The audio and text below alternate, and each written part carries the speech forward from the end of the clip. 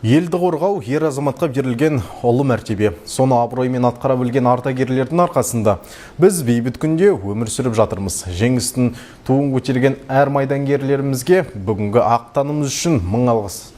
Олардың өшпес ерлігі ұрпаққа мәңгі өнеге болып қала бермек дейді Мәңгілік рух айдарының кезекті кейіпкері.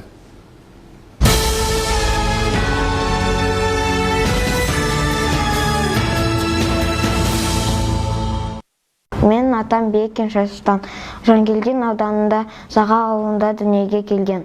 Ел басында соғыс қасіреті басталған кезде 1942 жылда әскери қатарында алынған. Майдан даласында 1942-43 жылдары болған. 1943 жылы Ленинградты азат ету үшін 40-шы атқыштар дивизиясына 708-шы атқыштар полкына алынған. Майдан алаңында ауыр жарақат алған және эвакуация әскери госпиталға алынған. Алған жарақатының әсерінен комиссия шешімі бойынша екінші ұлы отан соғысынан босатылды. Атам соғыстағы ерлігі үшін көптеген медальдар және грамоталар алды. Мен атаммен мақтанамын. Ол осылай соғыста қатысып ерлік көрсеткен.